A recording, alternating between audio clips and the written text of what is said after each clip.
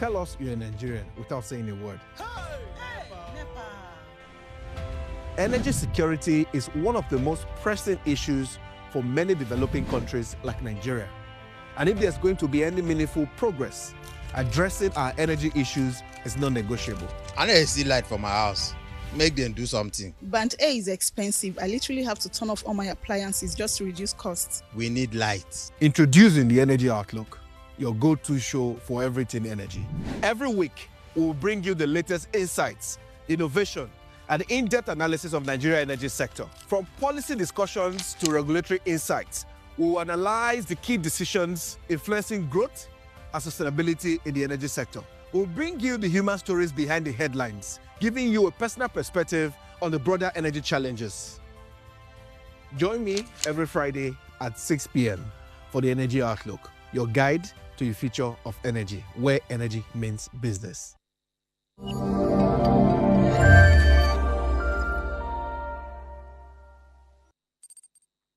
Hello and welcome to the Energy Outlook. My name is Wisdom Chap Jumbo and I'm speaking to you live from Lagos, Nigeria. So this week we're back for another very interesting conversation on our energy sector, especially when you look at power, as power is very crucial and very important for the growth of the economy. They say no economy can really progress when power issues are not resolved. But till date, Nigeria continues to struggle with trying to solve the issue of power. We recently passed the law, the Nigeria Electricity Law, to decentralize power to the states and give the states more control to generate, transmit, and distribute power in their different states. But how far have we gone with that? And would that end the issue of power supply in the country? There are many areas that still lack 24/7 power supply. And one wonder, when will this come to an end? This year, there have been a few grid collapse, but the experts tell us no, that is not grid collapse, it's grid disturbance. It seems we are shifting the name of the problem than solving the problem. And when we experienced blackout recently, we hear that no, what we experienced is not grid collapse, it's grid disturbance. What is disturbing the grid till now, and how do we get out of this quagmire, if you ask me? So today, our topic is to analyze really grid disturbance or grid collapse. What does it mean? Is someone hiding the problem under a much more, better name, or is there a problem at all that we need to solve? But before we get into that, of course, as always, let me walk you through what's been happening in the sector in the past, couple of days and weeks, just to bring you up to speed. All right. So first of all, carbon markets to attract $2.5 billion by 2030.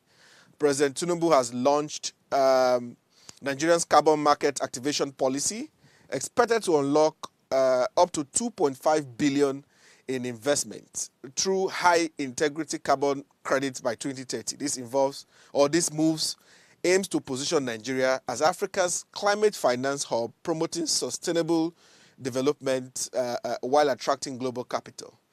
This conversation is on climate financing. Just recently, I was also at a conference in Abuja organized by the Africa Policy Research Institute that brought stakeholders into the room to talk about how do we design a country platform to drive the issue of climate finance. So it's good to hear about this topic. I will keep following it and see how that goes. Band A power supply called a scam by analysts. Consumers are beginning to complain that the band A they say we'll be getting for 20 hours, we don't even get it for up to that amount. Sometimes we get it less than 15 hours. Sometimes we don't even see power the whole day. But the discos are taking the money for it. What do we need to do about this? Energy analysts has raised serious concern that the electricity banding system called Band A is a scam, as many customers reportedly receive less than 10 hours of power supply, far below the promised 20 hours. This exposes systematic failure in Nigerian power delivery. And this news you can get on the Rematics online and other platforms. It's been the talk of people on social media, and I can speak for myself. For some time, I'm not sure I get 20 hours of supply in my house. That's me speaking. I wonder what Nigerians would think about it. Oil and gas reforms need investor-friendly incentives.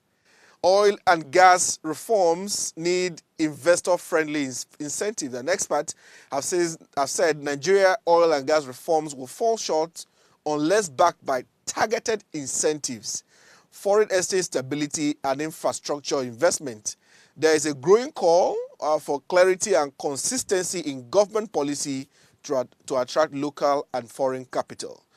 People are talking about this. If we really want to boost more of the oil and gas investment in that sector, the reforms needs to be investor friendly.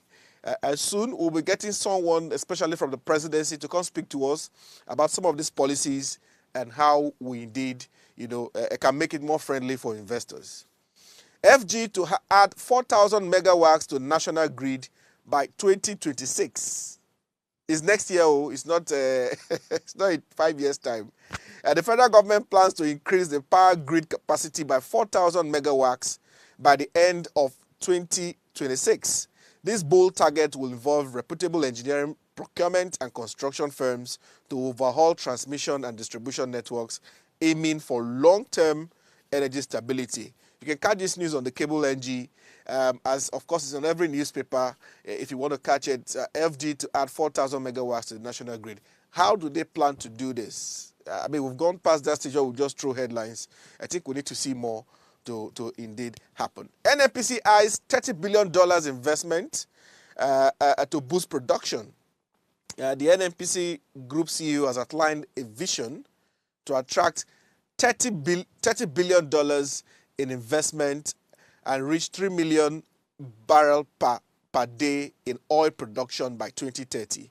This plan is part of Nigeria's broader strategy to revive its petroleum sector and strengthen global competitiveness. And this is coming from the new GCEO of NNPC. A couple of weeks back when he was appointed, many people within the sector had hailed his appointment as they feel confident of his leadership, and he has set this target to achieve.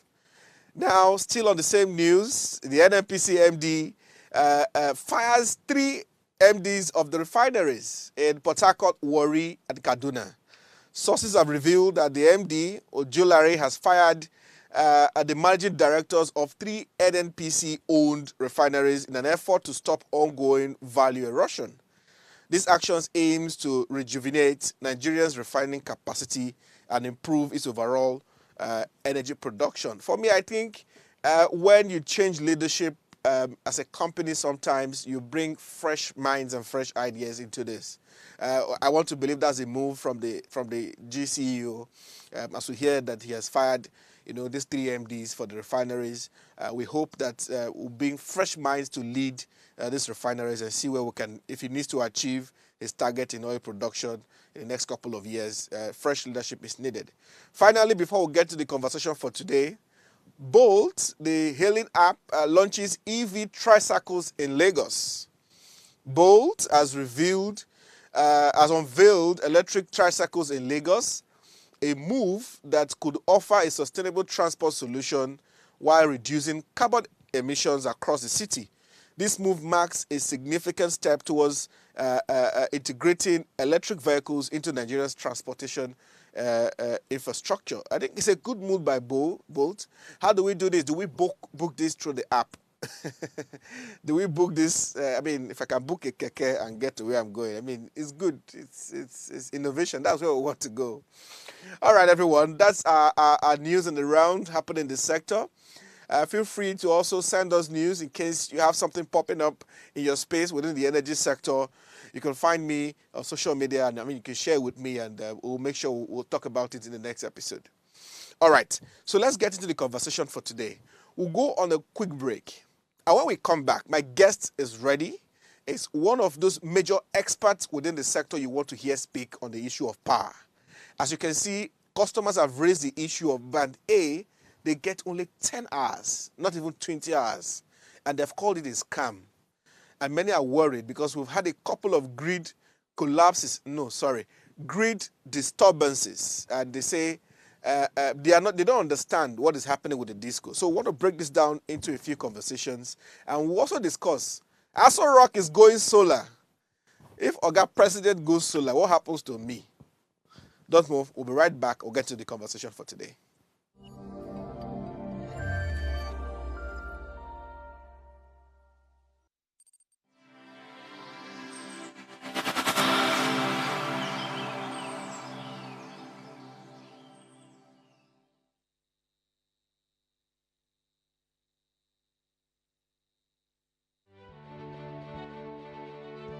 Nigeria, by extension Africa, battles a growing youthful population and with little or no meaningful engagement leaves a ticking time bomb on our hands. We are a blessed continent with great wealth, both in people and material. Our focus on ways remains driving conversations that affects us all. Topics in the news, social concerns, politics, leadership, governance, empowerment, resource management, conflict management, finance, SME sustainability, technological innovation, food security, health, education, brain drain, our well-being, citizenship, and much more. Our goal is to continuously drive these conversations, keep them burning at the table to effect a positive change both for our nation and continent. Ways, what are you saying, has a secret ingredient that completes the conversation every single episode, and that ingredient is you. Our past conversations shaped our yesterday. To shape our tomorrow, we must keep talking. So, I want to hear you. Be a part of our live conversations Mondays through Fridays. And let's all have our say. Life is made up of moments, some that fill us with joy, others that test our strength. Welcome to Heartlines. This is our space to explore the highs and lows of human connection, the love, the heartbreak, and resilience that shapes our life. From relationships to friendships, parenting to partnerships, and so much more. Every week, we share stories and conversations that define us, navigating love, separations, the struggles of parenting, dealing with anxiety and managing the pressures and stress of life. Real conversations that bring us closer, helping us heal, grow, and connect. So join me Mondays through Fridays at 10 p.m. for Heartlines, the show where we'll connect hearts, have real conversations with real people, one story at a time.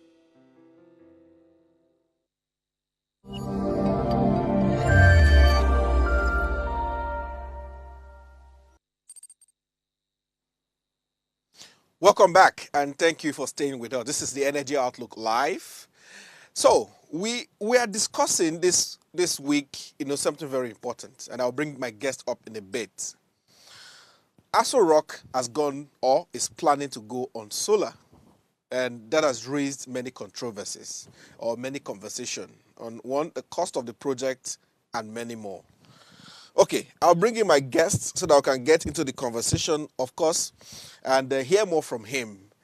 Joining me for this conversation is Bayode Akomolafe. He's a power industry professional, and I followed him a lot online, and I said, look, you know what, I need to get him into this program so that we can dissect some of these issues.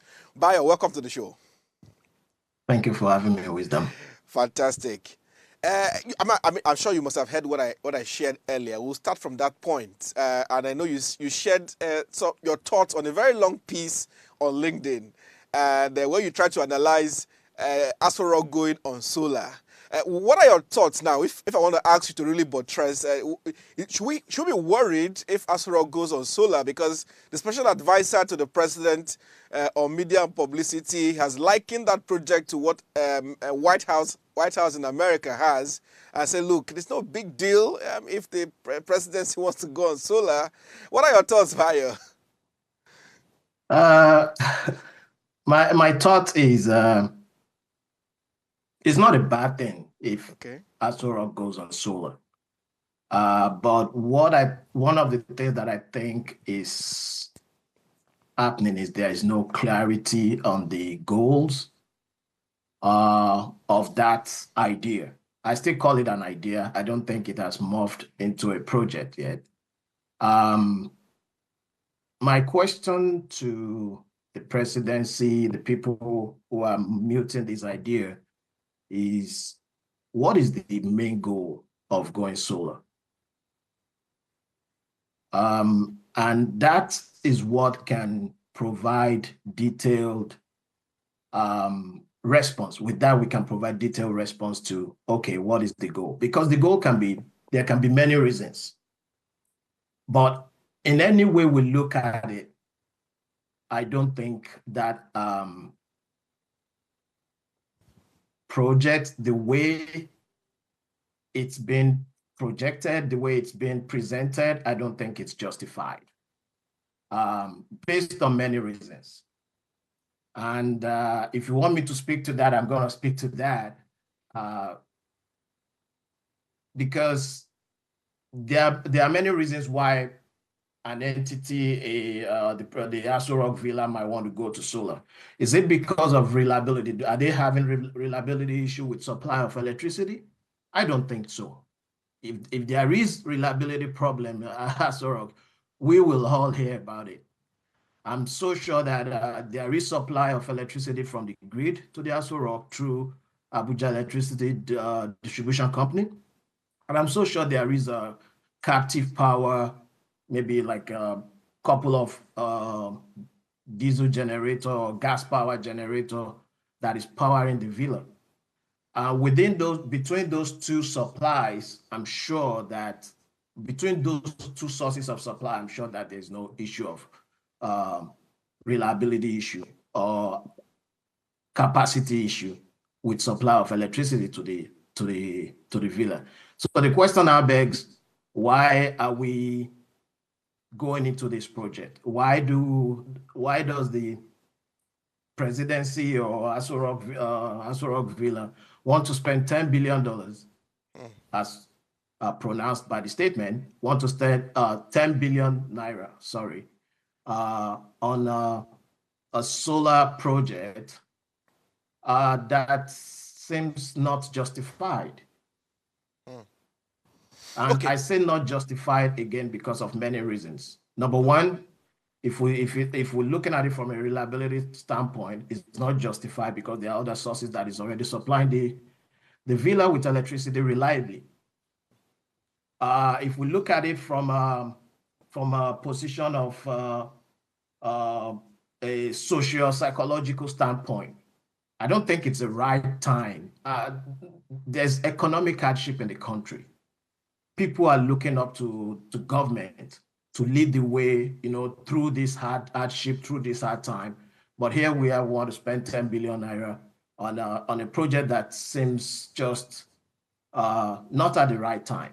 Again, as I said, it's not a bad idea, but I believe that the way and manner it's been implemented, the timing, the framework of the project doesn't seem, is not right. Okay, Bayo, so if you look at it this way, that the Aso Rock we understand spends about 47 how much is that? 47 billion naira on the electricity bill. So if we use 10 billion naira to put solar in Aso Rock, we save plus or minus about 30-something billion naira that keeps going to electricity bill. And others have argued again that if Aso Rock goes on solar, it helps to enable even more adoption of solar in the country. Do you look at it this way of a win-win? So I look at it as a win. I look at it, those are two different things. Number one, okay, you mentioned 47 billion naira. Let me clarify that. That is wrong. That's a wrong assertion. Aso Rock has never spent 47 billion naira annually on electricity bill. I believe there was a news article somewhere where someone said Aso Rock spent 47 billion naira annually on electricity bill. That is humongous. That is just not possible. And the unverified data that have been coming out, again, unverified data coming out of probably the distribution company, and the amount of money budget allocated for powering the Aso Rock, again, unverified data, right, shows that it's about 3.5 billion naira annually to power the Aso Rock in the terms of cost of electricity. So it's not 47 billion naira for sure. When the news report that headlined that point, and I know it's credited to someone who I believe misspoke, and I don't want to speak for that person, but if you read that article further down, it shows that all government agencies, all MDAs are owing about 47 billion naira, just to clarify that. Okay. But from unverified sources, spend on electricity and cost of diesel and stuff like that, it's about 3 to 3.5 billion naira. So if we take that number and look at a capital project of 10 billion for solar PV, on a facial value, it might make sense because, okay, you're spending 10 billion for a capital project, a solar project that will last you 10 years, right? That's for example. But does that mean that is the only thing that is going to power the White House, the Aso Rock Villa? I don't think so. Again, there is no reliability problem. So why are we doing that? And secondly, why is the Aso Rock planning to build a power plant or a solar PV? When did Aso Rock become an energy developer? Let's look at it from this perspective. So I'm sure, I've never been to the Aso Rock, but I'm sure in Aso Rock they use tons of papers. They print stuff and stuff. Yes. So like, oh, okay, we're spending a lot of money on paper. Let's now start making our own papers. Does that make sense? It does not. So that's my perspective about it. I don't think the project, the idea might be good, but the project, the way it's been presented, the way it's been pushed, I don't think it's not right. And it's not a good time. Again, from a social psychological standpoint, it's not a good time. I wanted to ask you, Nigerians Buttress, are on not that. happy. You said it's not a good time. Why so? I mean, things are hard in the country, right? Okay. People are looking up to government that, okay, they should allay social general problems. For example, that 10 billion naira that we're talking about, how many meters can be bought that can be used as part of, I know there are already government programs for metering, but if government spend additional, that 10 billion to buy more meters and maybe mandate that any state government that can match anything we give them. For example, I believe from my calculation, they can buy up to like probably 50,000 units of meters, just back of the napkin estimate, right? And say, okay, Ekiti State, and I'm taking Ekiti because I'm from Ekiti, we'd like to give you 5,000 meters, but you should also come in and supply maybe 2,500 meters to support your state, something like that. That will go a long way. People will see that, okay, this is value, because metering is the problem with with the grid electricity as a whole. So we are solving a problem and not solving a problem that doesn't exist at the beginning, because there's no problem to solve. The only justification for that project that I see, and because I am a little bit biased, is that it's a sustainable form of energy, it's renewable energy. So yes, it can show that we are greening our governance, but is that a priority? I'm sure that's what will be in the minds of people who are driving this project for the villa. But let's come down now and talk about other problems. This year we've had a couple of, we call it grid collapse. They call it grid disturbance, and we seem not to agree in which one this meaning, or what these two things means, because we, the customer and the consumers, when this disturbance, as they call it, happen, we don't have light, and we hear is the usual grid collapse, which, I mean, this disturbance, we've had about 3 of them this year alone. Help us understand, what is grid disturbance? What is grid collapse? Is there something we are missing here? I'll go back a little bit. When we talk about there is grid disturbance and there's grid collapse. Okay. But ultimately, who suffers? The end customer. Sure. It doesn't matter what you call it. Disturbance, grid collapse, cable stolen, whatever. It's the customer. The customer doesn't want, the end users don't want to listen to that. We pay for electricity, we want to get electricity. That's the point. Now, to your question, the way electricity is, and I'm going to go into some little in-depth of please go electricity as a concept. The way electricity is not, electricity is not something that it's not like yam that you can, cultivate yam and keep it in your store. Like, okay, people can come and buy, you can sell 10 today, then sell 20 tomorrow. Electricity, as you are producing it, it must be used. If it's not used, it must be stored, and you must have that storage facility to store it, which we still don't have in Nigeria today. So there must always be balance between what is being generated and what is being used at every millisecond, every microsecond. So not even every second, every tiny bit of time. And whenever that generation and demand is not matching, then there will be issues. There will be frequency problems, and that already is a disturbance because now the grid is not balanced.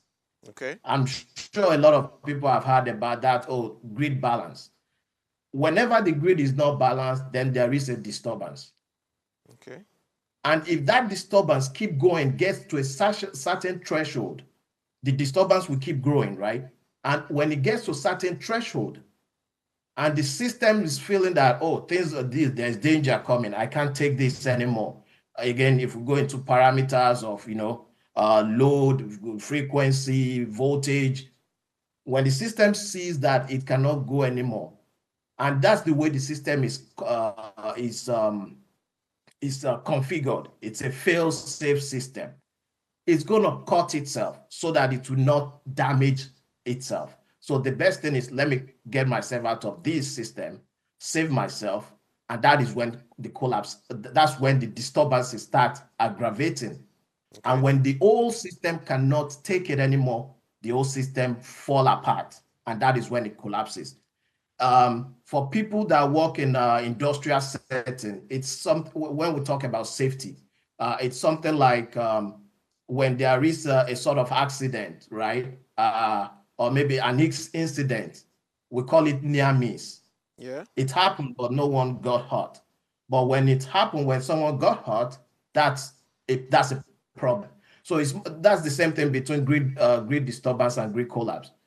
Grid disturbance is like something happened, but the system was able to adjust itself, or it was able to remove certain parts, but the whole system did not come down. And that is the grid disturbance. But call it what we may, there's problem with the grid. And we might name it, call it disturbance, we might call it collapse. We need to solve the issue with the grid. We saw what happened in Spain and Portugal a couple of days ago, right? Yeah. I don't know, a lot of people that probably have seen the videos on social media.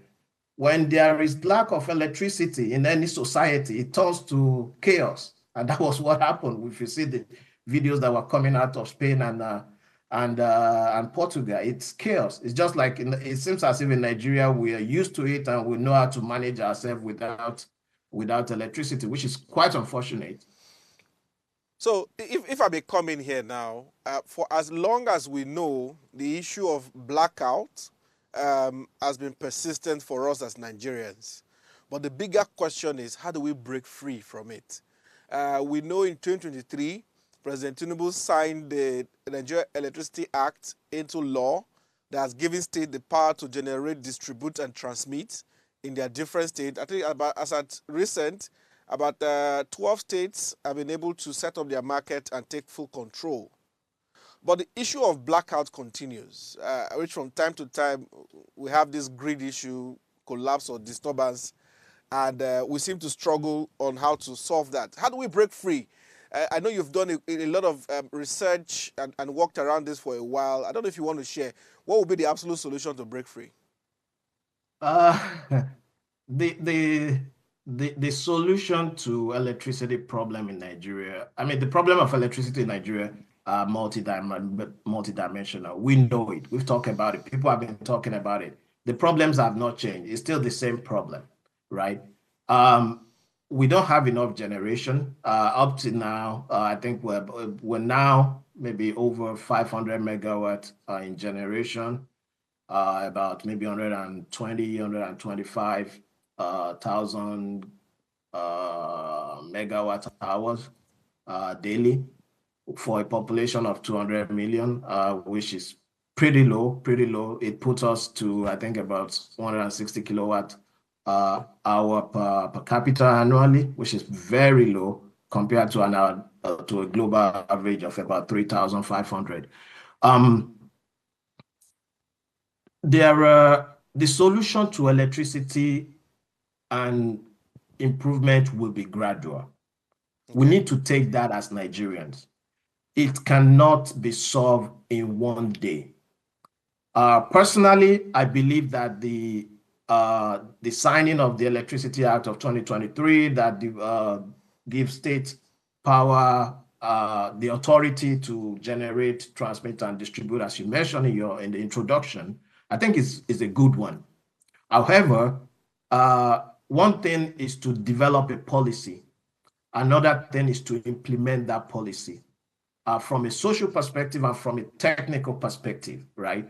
And I think that's why we have not seen, despite all the 11 states that are, as you mentioned, or 12 states that have kind of signed into law their electricity, I don't call it market because they don't have a market yet, electricity framework. There's not much going on yet because we are building something. The states have to build a foundation, and I'm hoping that they are trying to learn from the national grid so that they will not run into the problems that the national grid is having. And to solve the problem of electricity, number one, I think the first thing has been mentioned. States have the capacity. The central grid is still there. But what about the social issues that still persist? You mentioned about band A system, the banding system, which I think is flawed personally. And this, one of the questions I raised about the banding system is about compliance. And I think that's what the issue is now. The goal, I understand it, is good, but implementing and compliance seems to be a big issue. If you are promising 20 hours of electricity at a certain rate, but you're not meeting that number, that service, why should people pay that same rate? I think that's the question consumers are asking these days. And that is the challenge that the system found itself.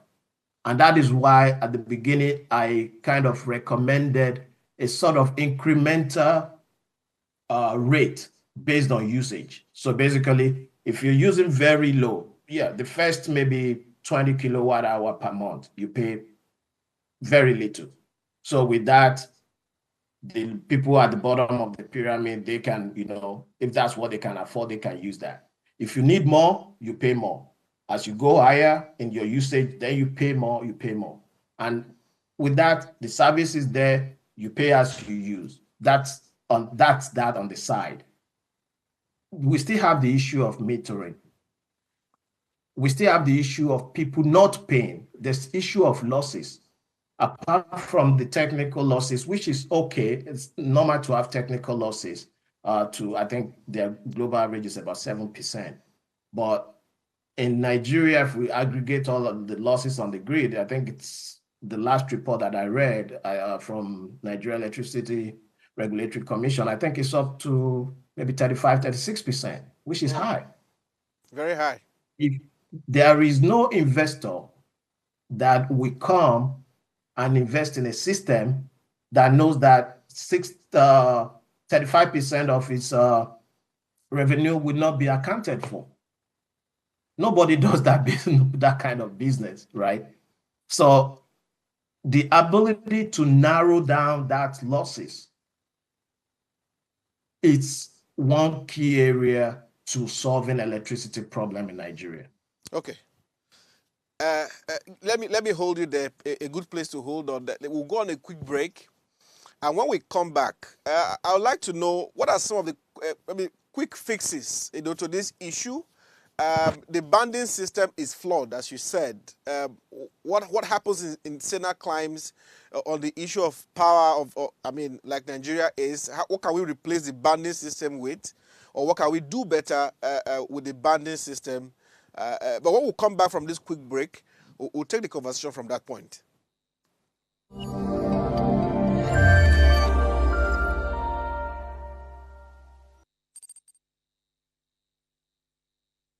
Life is made up of moments, some that fill us with joy, others that test our strength. Welcome to Heartlines. This is our space to explore the highs and lows of human connection, the love, the heartbreak, and resilience that shapes our life. From relationships to friendships, parenting to partnerships, and so much more. Every week, we share stories and conversations that define us, navigating love, separations, the struggles of parenting, dealing with anxiety and managing the pressures and stress of life. Real conversations that bring us closer, helping us heal, grow, and connect. So join me Mondays through Fridays at 10 p.m. for Heartlines, the show where we connect hearts, have real conversations with real people, one story at a time.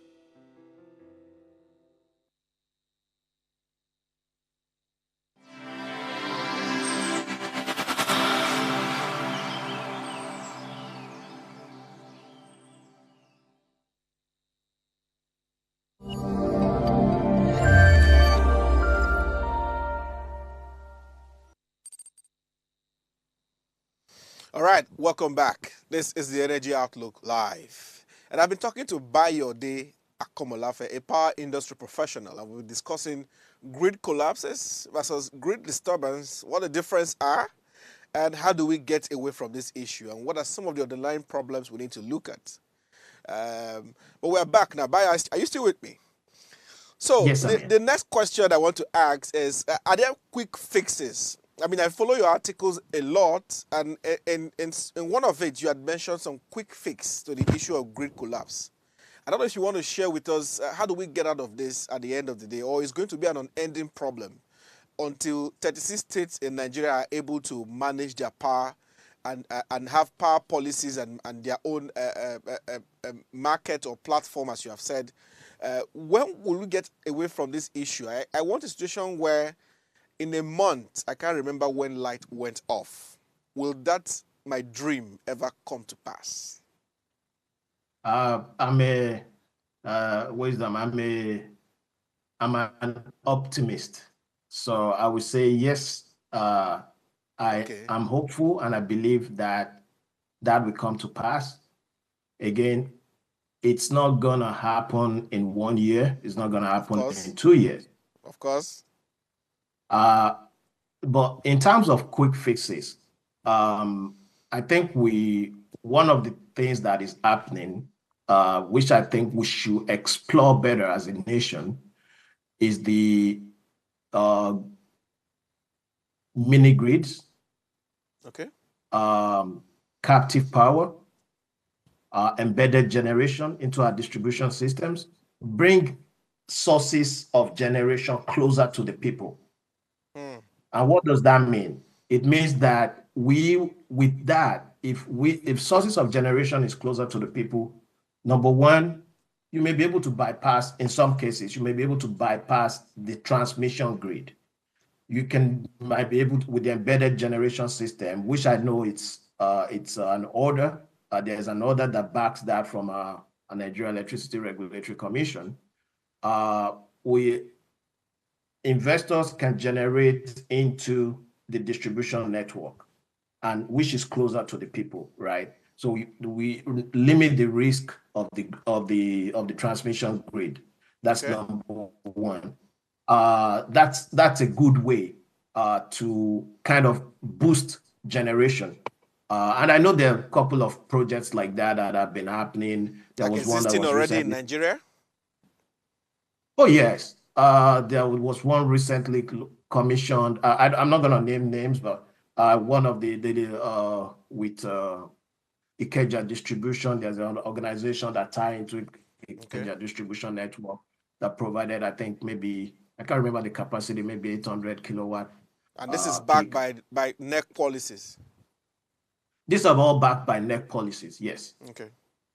So those are things that we can explore to boost generation and supply.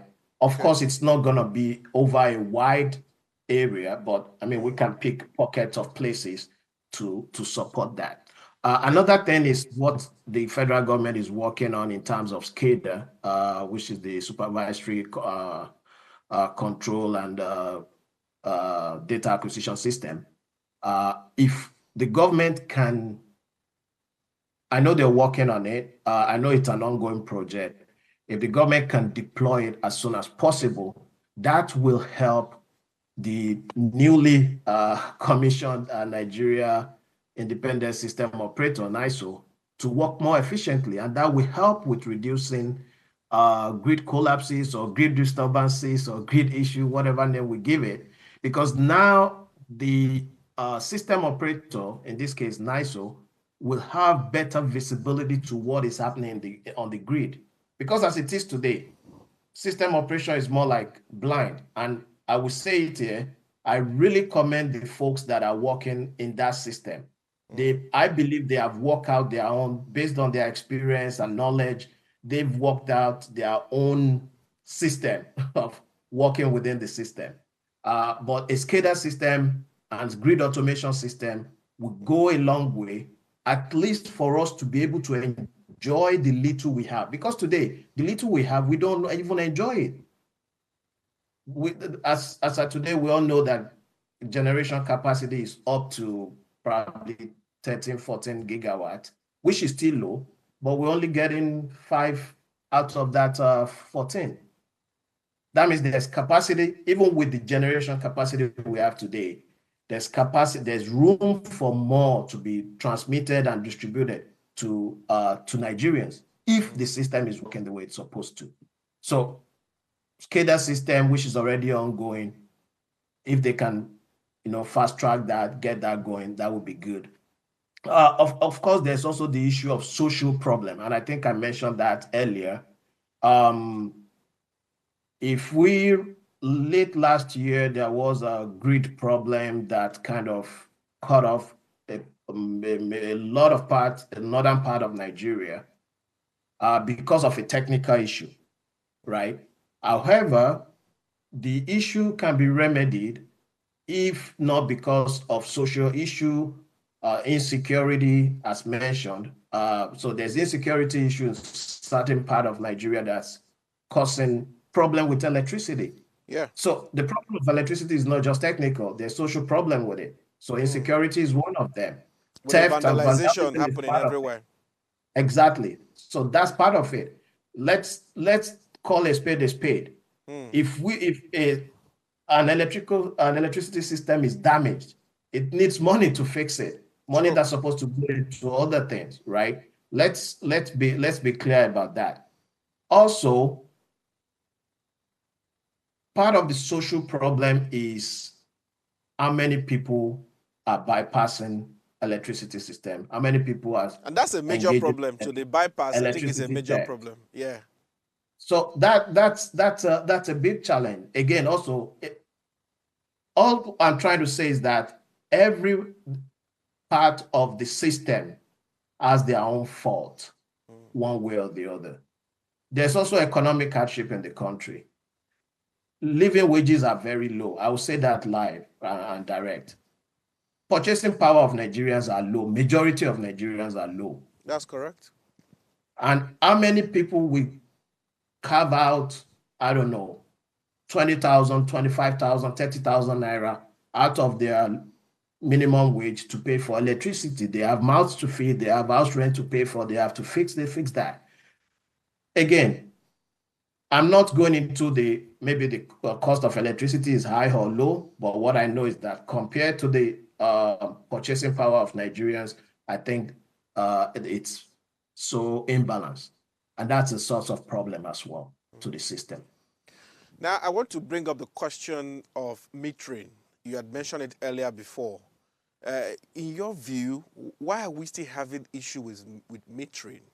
Why is it so difficult to ensure that all Nigerians or every customer in Nigeria is able to get a meter? We assume that would have been solved when the banding system came with the band A, band B, band C, and all of these, the lining problems will be solved. I know there's a presidential metering initiative. How far has that gone? I don't know if you have any updates on that, but the issue of metering and the issue of the banding system, it has not. Have we achieved any progress so far with them, in your view, the banding system especially? So for the banding system, I think the electricity system was able to rake in money to improve the financial status of the stakeholders within the system, because that has always been a challenge. One of the reasons why the banding system came to being was to reduce the subsidy, to reduce losses, so that make the electricity system of Nigeria a little bit more financial. There was to improve liquidity. I think that's the word that is being used, to improve liquidity. And I think that has achieved some. Personally, I think with some numbers that I've seen, I think that has achieved some of that goal. But did that reduce subsidy? I don't think so. It did not solve that problem. And that is why, right from the beginning of that, I proposed a system whereby, and I think I mentioned this earlier, whereby rate of electricity is based on consumption. So meaning the first 20, 30 kilowatt hour per month, and I know I'm throwing out numbers there anyhow, but first certain kilowatt hour per month is at a very low level, low cost, maybe, I don't know, 50 naira per kilowatt hour. If you go from 30 to 60, it increases a little bit. 60 to 150, now you get into this, to the point, right? Now, above 250, then you have to pay significantly higher, right? With that, people will cut their quota according to their size, right? I think that's how they say it, right? You use what you can afford. Yes. And I know when I proposed this, someone has asked me, oh, what is going to happen to the industrial consumers, or commercial consumers as well? Well, there's going to be a different rate. And I believe there's always been a different rate for industrial users in terms of electricity. That's the way it is globally. Industrial and commercial users have different rates, while residential and domestic users have a different rate. So the rate I'm proposing is purely for domestic users. So that's a way I think we can get out of this banding system that seems to be not working the way it was intended, or just challenges that were overlooked during the banding system. Again, the idea was good, but I think as it is now, it's not working as Because I mean, expected. I'm on band A myself, and I doubt I get up to 20 hours. And sometimes I question it because when I calculate the cost of what I pay every month, as a last month, I mean, I pay more than up to 100,000 naira in a month for power. That's So, a lot of money, and I don't get the 20 uh, hours of supply. and this was the question I asked when the banding thing came up. Like, okay, I get it. The promise is 20 hours. Is it guaranteed? No, it's not guaranteed. We all know that. But if I don't get that 20 hours, are you still expecting me to pay the same amount? I think that's where the issue is Yes, right that's where now. the issue is. At least personally for me, that's the way I see the issue. If I don't get, I know I may not get, it's not guaranteed. I wish it is guaranteed, but I know it's not guaranteed. But if I don't get it, why should I still pay for Still a pay the service amount of not money. delivered?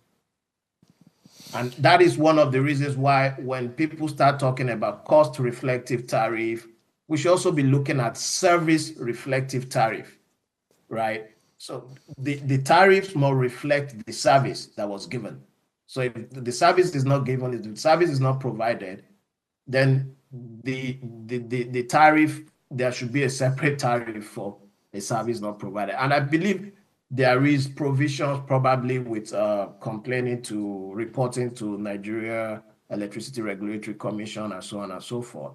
But I've not seen anyone do that anyway. But Okay, so it's unfortunate. as we wind down, I wanted to ask you: are you not worried that the state may still carry on with some of these issues even as we decentralize the power for them to generate, distribute, and transmit?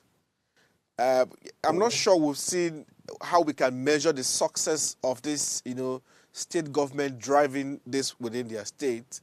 But are you not worried that some of these issues might be replicated at the state level again, even though many experts have said that decentralization is just the absolute solution to the issue of power in the country?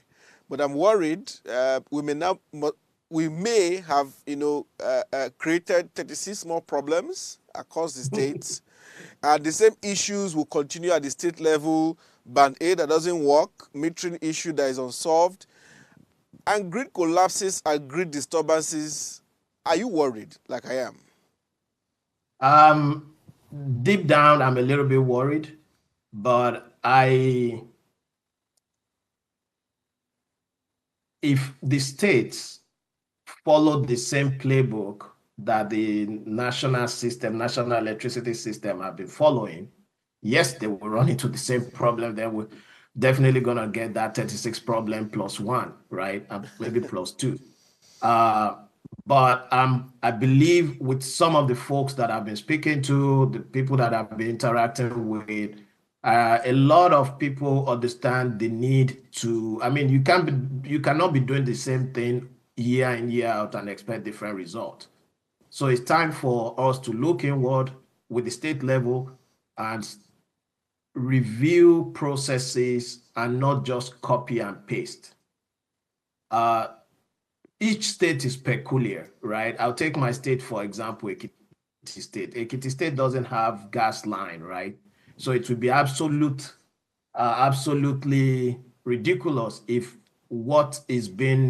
if the electricity system of Ekiti State is centered around gas generation, for example, without investment in gas supply lines, pipelines, for example. I'm using that as an example. So every state is unique, and I expect every state to look at their resources, the resources that is available to them, and use that, optimize those resources to develop the electricity system, to build the electricity system around that.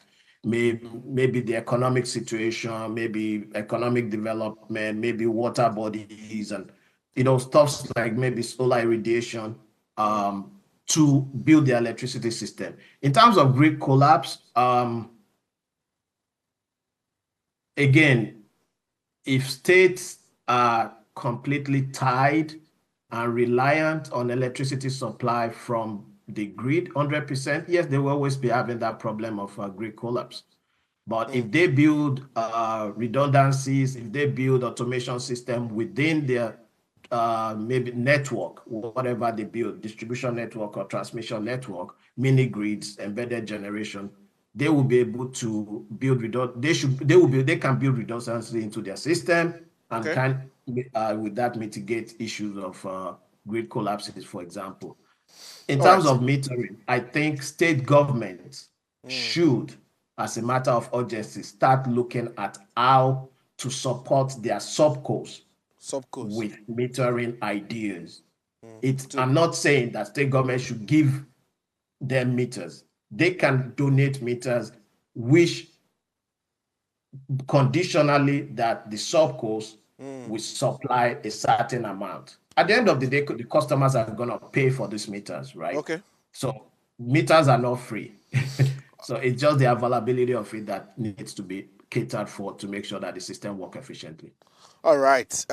Thank you so much. I've been speaking to Bayode Akomolafe, a power professional who has been speaking to us on this. Bayo, thank you so much. This is the much we can take and a fine place to leave it, but indeed, we hope we can have you back soon again for more conversations on this. But thank you, everyone. Before I just drop off, I'll just leave you with this quick quote. It said, grid disturbances are the silent killers of power systems. While we manage to recover from minor glitches, repeated disruptions exposes the fragility of our energy infrastructure. Without strategic investment in both technology and infrastructure, a collapse is inevitable. This is much we can take. Until next week, same time, same station. My name is Wisdom Chap Jumbo. This is Energy Outlook Live. See you next week.